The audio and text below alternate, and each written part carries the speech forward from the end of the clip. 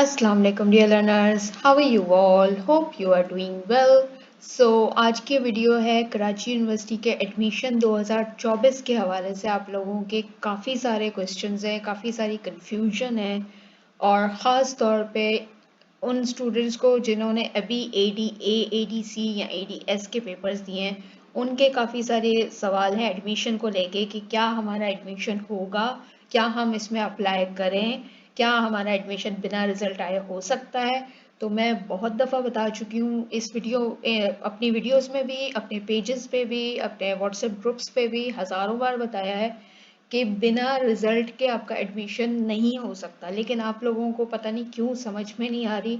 तो मैंने सोचा कि एक पूरी वीडियो आपको इस हवाले से एक एक चीज़, एक एक पॉइंट आपको समझाऊं और फिर आखिर में आपको इसका सोल्यूशन भी बताऊंगी कि आपको आपके कन्फ्यूजन का आंसर कैसे मिलेगा। आप किसी और से ना पूछें, किसी की बात ना माने, आप खुद जो मैं बता रही हूँ वो करके खुद अपने सवाल का, अपने कन्फ्यूजन का आंसर ढूंढ लें, वो ज़्यादा बेहतर है। ठीक है, सबसे पहले तो मैं आपको ये बता दूं, जो मैं बार बार चीख चीख के बोल रही हूँ कि भाइयों आपका एडमिशन बिना रिजल्ट के नहीं हो सकता, वो मैं क्यों बोल रही हूँ। ठीक है, अब ये जैसे कि आप देख सकते हैं कि ये फॉर्म्स वगैरह आए हुए, ठीक है ना। लास्ट डेट 13 दिसंबर है, लेकिन ये आगे 2-4 दिन और एक्सटेंड होगी, शायद 15 दिसंबर तक हो।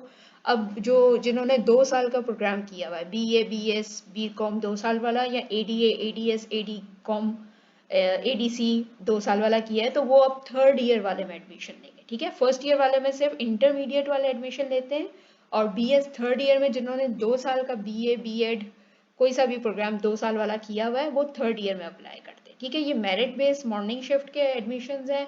फिर ये आगे आपको नजर आ रहे होंगे, ये रिजर्व सीट्स हैं। ठीक है, रिजर्व सीट्स उनके लिए होती हैं जो कराची से, जिन्होंने अपनी पूरी तालीम नहीं हासिल की, जो बाहर के मुल्कों में बाहर के सूबे से या किसी और शहर से उन्होंने बाकी की तालीम हासिल की है, वो रिजर्व सीट में अप्लाई कर सकते हैं। ठीक है, कराची यूनिवर्सिटी जिन्होंने कराची से सारी तालीम हासिल की है, वो अपना नॉर्मल मेरिट बेस पे इनमें से किसी एक फॉर्म में अप्लाई कर सकते हैं। ये फर्स्ट ईयर इंटर वाले अप्लाई करेंगे और थर्ड ईयर जिन्होंने 2 साल पढ़ा हुआ होगा वो अप्लाई करेंगे। ठीक है, अब मैं आपको आपके सवाल के जवाब पे आती हूँ डायरेक्टली।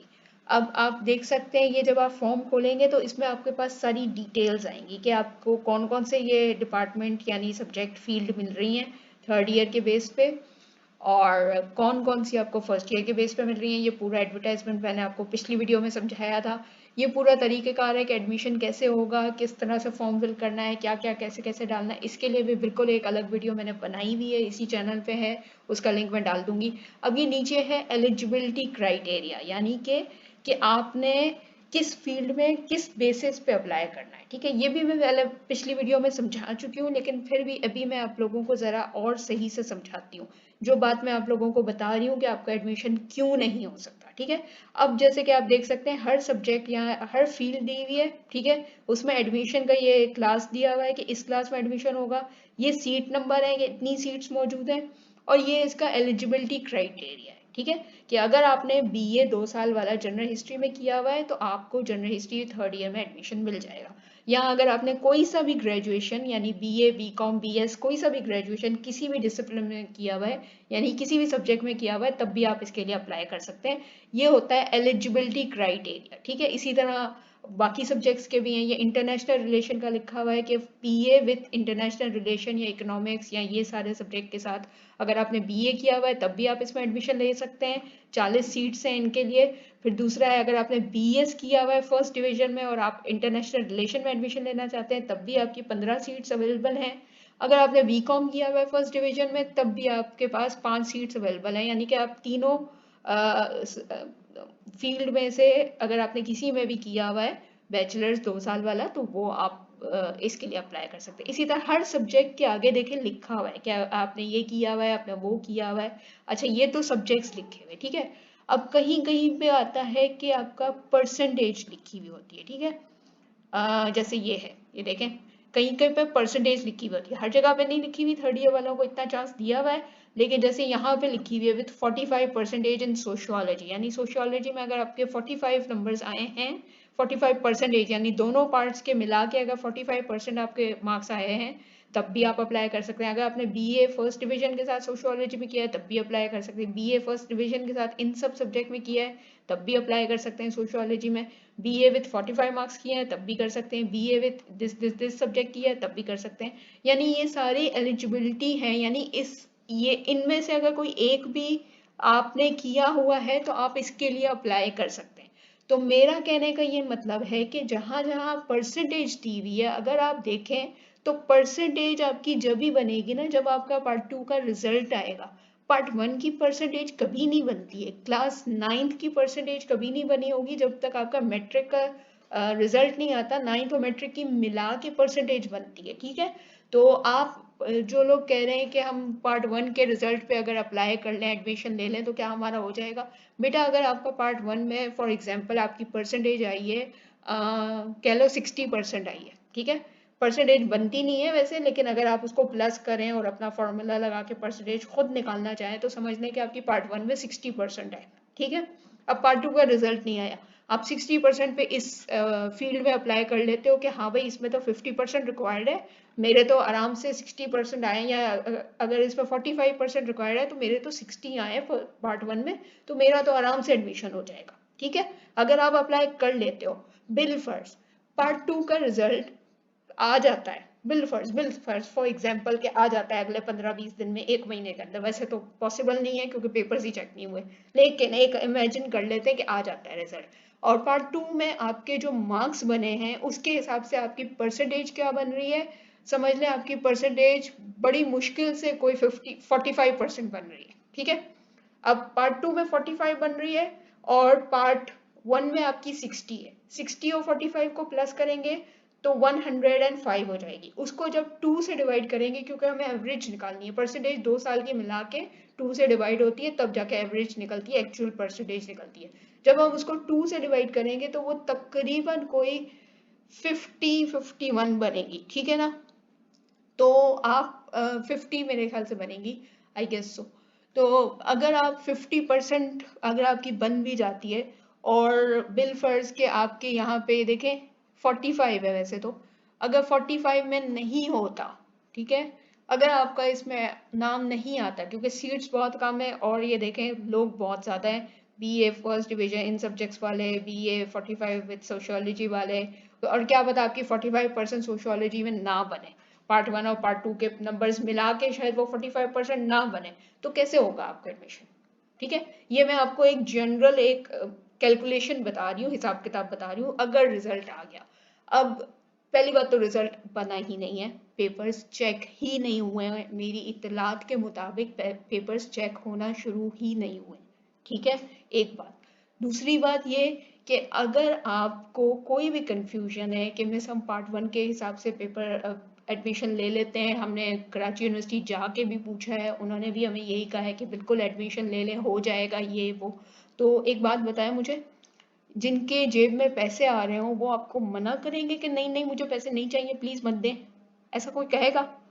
कराची यूनिवर्सिटी वाले जो भी, जिनसे भी आपने पूछा है, मेरे बहुत सारे स्टूडेंट गए हैं कराची यूनिवर्सिटी में, वो कह रहे हैं वो जो बाहर टेंट लगा के बैठे हुए हैं, बहुत सारे पॉलिटिकल पार्टीज के स्टूडेंट फेडरेशन होती है वो बैठे हुए हैं, उन्होंने मुझे बताया कि हाँ आपका एडमिशन हो जाएगा, लाएं हम आप अपना डॉक्यूमेंट्स दिखाएं, हम अभी आपका फॉर्म फिल कर देते हैं और आप जाके फीस जमा करवा के आए। ये सब करके आए मेरे स्टूडेंट, ठीक है। उनको मेरी बात समझ में नहीं आई, वो खुद जाके करके आए। मैंने उनको सिर्फ इतना बोला, भाई जाने से पहले आप मुझसे पूछ लेते, मैं आपको सही जगह भेजती, कि आप यहाँ इनसे नहीं पूछें जो बाहर टेंट पे बैठे हुए हैं या जो काउंटर पे बैठे हुए हैं, उनसे नहीं पूछें कि हम एडमिशन लें या नहीं लें। आप सीधे जाएं एग्जामिनेशन डिपार्टमेंट में, ठीक है, जहाँ पे आपके सारे पेपर्स मौजूद हैं। अपना एडमिट कार्ड लेके जाएं अभी वाला, जो जिस पे पेपर दिए हैं अभी आपने, उनको एडमिट कार्ड दिखाएं, उनको बोले भाई मुझे मेरा रिजल्ट पता करना है क्योंकि मुझे एडमिशन लेना है, मुझे आप सिर्फ इतना बता दें कि मैं सारे पेपर्स में क्लियर हूँ या नहीं। भले आप मुझे नंबर ना बताएं, टोटल नंबर भी ना बताएं, परसेंटेज भी ना बताएं, कुछ भी ना बताएं, बस मुझे इतना बता दें मेरे सारे पांचों के पांचों पेपर जितने भी दिए हैं आपने, 5 दिए हैं या ज्यादा दिए हैं, मेरे वो सारे पेपर क्लियर हैं तो मैं एडमिशन के लिए अप्लाई कर लेता हूँ। अगर क्लियर नहीं है तो फिर मेरा एडमिशन के लिए अप्लाई करना तो फजूल होगा ना। उनसे बस इतना पूछें, वो आपको जो जवाब देंगे वो आप आके इसी वीडियो के नीचे कमेंट में लिख दीजिए कि मिस उन्होंने ये कहा, दैट्स इट। ताकि और लोग भी वो कमेंट पढ़े तो उनको समझ में आ जाए कि मैं क्यों बार बार मना कर रही हूँ कि भाई आपका एडमिशन नहीं हो सकता।